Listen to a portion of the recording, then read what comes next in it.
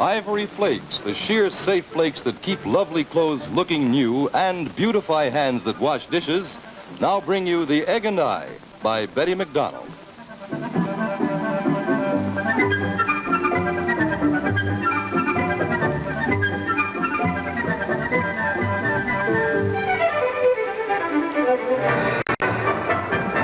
Pa turns over a leaf. Well, before we see how come Pa is turning over any leaves, I'd like to turn your attention over here for a moment. Hi. You know, if in the process of washing dishes 3 times a day, your hands have become rough and dry, sort of drawn-like from using one of those detergents in the dishpan, well, then certainly you should change to Ivory Flakes. Because here's what just 1 box of these flakes will do. Look. Softer, smoother hands. Lovelier hands from wrist to elbow. Yes, you can actually beautify your hands right in the dishpan by changing to Ivory Flakes. You see, these flakes are as pure and as mild as soap can be. The only flake form of famous Ivory soap. And they're actually so sheer that they dissolve faster than any granulated soap made. Let me show you exactly what I mean. I'm no Rembrandt, but I'll try to do it this way. Now, let's say this is an Ivory flake. And this is a granule of soap. There it is. Now, here's your dishpan. Now, let me show you what happens. When your water hits that Ivory flake, it dissolves in a hurry. But the water has to work its way completely through that hard soap granule, and that takes a little time. As I said, I'm no artist, but that should show you what I mean. And what I mean is exactly this. Flakes mean speed for dishes, and flakes mean mildness for hands. Why not start beautifying your hands tonight? Just put Ivory Flakes in your dishpan.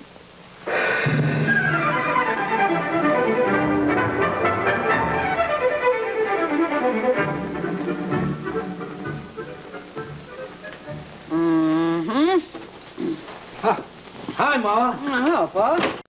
Oh, donuts, eh, Ma? See, my land.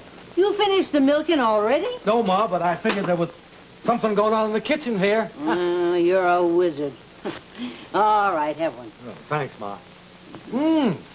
Hey, this is good. Say, you're not saving all of them for supper, are you? No, these ain't for us. I'm going to send them over to Betty for the Jim's lumbering crew. Oh. Well, Ma, wouldn't you say there's just about 4 or 5 too many in that box? No, Pa, I wouldn't say there were 4 or 5 too many. Maybe there's 1 too many.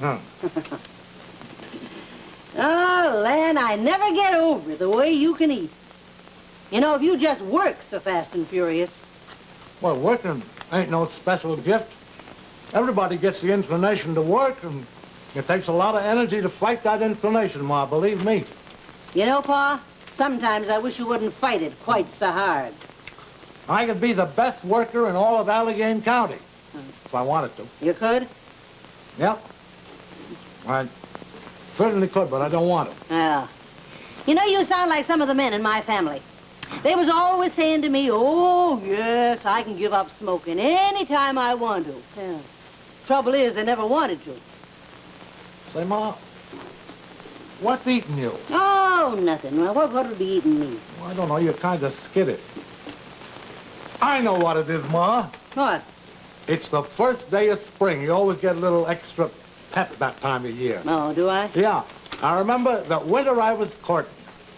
And come the first day of spring, you threw me right off the porch when I tried to steal a kiss from you. Lucky I fell on your pa's cow. Yup. Come this time of year and you get some extra ginger. You know, I can remember you. You won the Cornhusking bee. Oh, you was all muscle and white teeth. You was the finest buck in Allegheny County. That was me, Ma. And the hardest worker for miles around. Yeah, well, Ma, I guess I'd better get out to the barn again. Oh, say, Ma, you want them donuts delivered? Yeah, I do. Well, I'll deliver them for you. No, never mind, Pa. Elwin will be in from school, and he'll take them over. Well, Ma, what's the matter? Don't you think I'm reliable? Well, I think your appetite's reliable. Ma? Yes, Pa. I'm going to deliver them donuts. Oh, all right, Pa. And I want you to count them before I deliver them. Now, Pa, that ain't necessary. Come this time of year, I'm just as panicky as you are, Ma. Count them. Well, I already have. There's 14. I want you to know that I'm just as good a man as when I won that Huskin Bee in 1912. Oh, sure you are, Pa. And I'm going to give up not working. It's a lot easier than giving up smoking.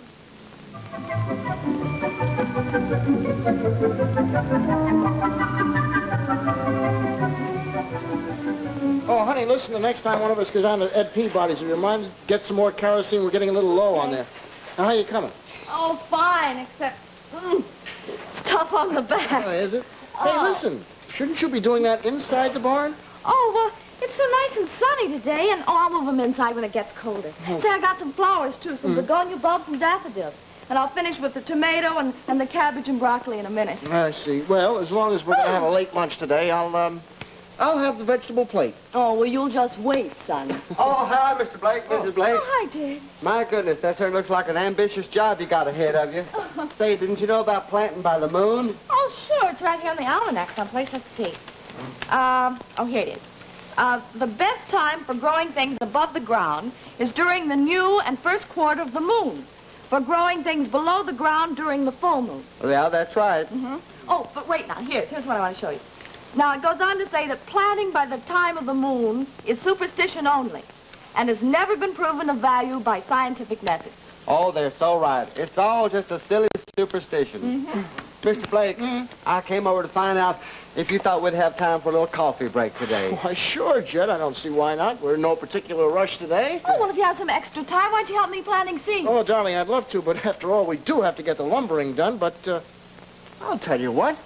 I'll let you have Jed for a couple of hours. Oh, that's wonderful. How about it, Jed? Oh, I'd like to help you out, Mrs. Blake, but I wouldn't plant anything, any kind of seeds for nothing right now.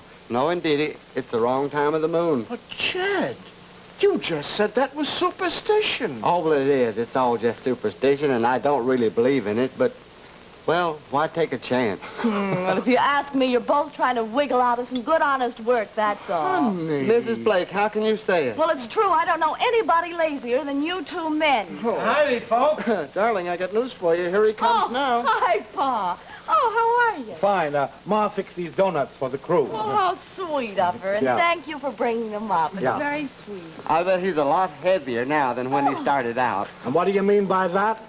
Oh, nothing, Pa, except, I bet that box is a lot lighter than when you started out. Betty, I wish you'd count them donuts. Oh, well, Pa, I don't have to do that. You count them. Ma counted them before I left, and there was 14.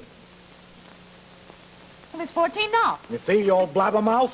Well, Pa, I must say I'm real surprised at you. You must have turned over a new leaf. First thing we know, you'll be working. Oh, you're a fine one to talk about working, Jed, and you're a fine one to laugh at him. Me? The way you two ducked out on me when I needed you to help me with the flats. Say, well, are these your flats? Yes, they are, Pa. Well, what are you going to plant in them? Well, I thought I'd finish all the garden stuff first, and then I want to plant those begonia bulbs, and then I want to put daffodils all around the house. Well, come on, Betty. Let's get going. Oh, you mean you and me? That's right. Did I ever tell you that I won the corn husking contest here in 1912 when men was men? Oh, well, in that case, here, take this down to your old coffee clutch. And get out of the way, boys. This place is reserved for men and hard workers. Come on, Jed. I never thought I'd live to see the day that I'd see Pa volunteer for work.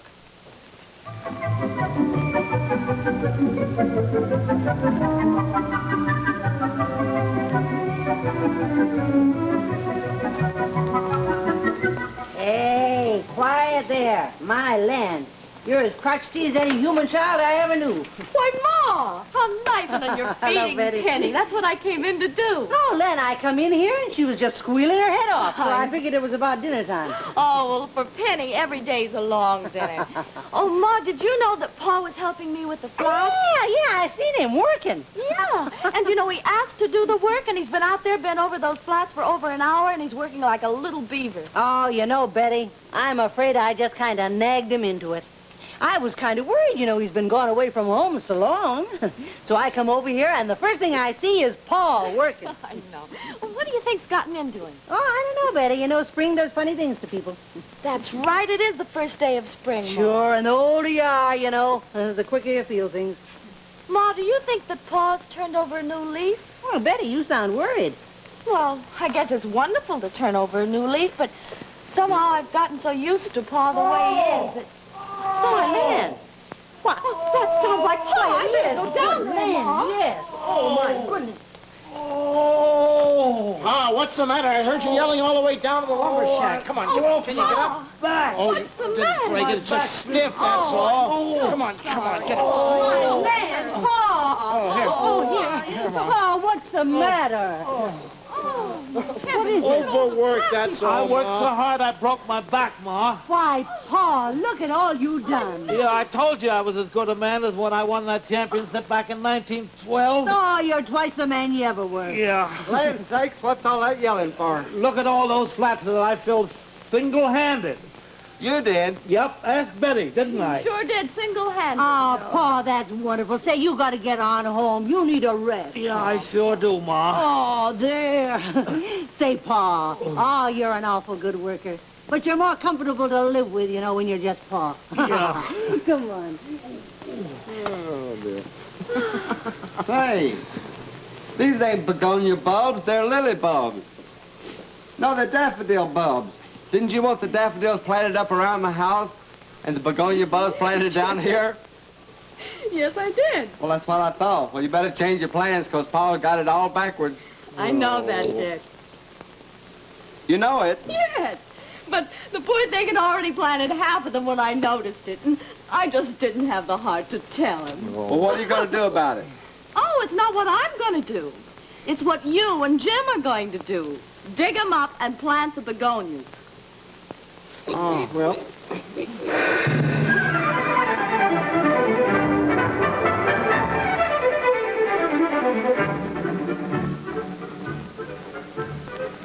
Well, looks like Jed and Jim are going to have plenty of work to do, no matter who gets the credit, huh? Well, here's a gal who deserves some credit, Ruth Woodner, and she's going to tell you how to get more wear out of your stockings. Hi.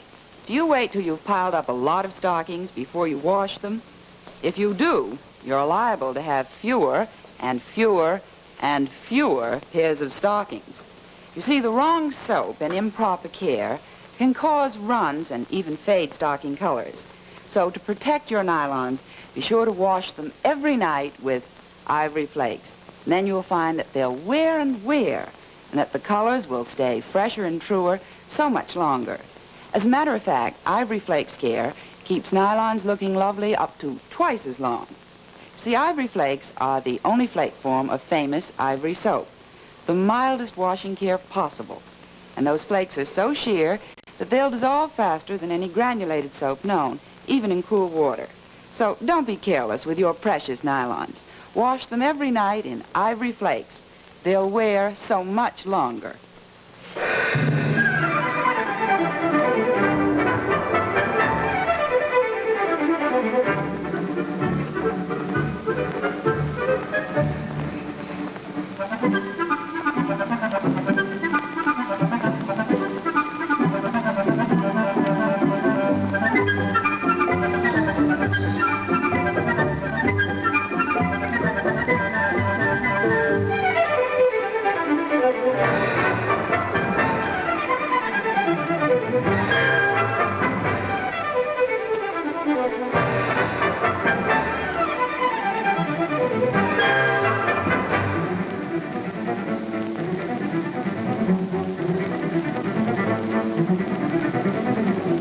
The Egg and I was produced by Montgomery Ford and directed by Judson Whiting.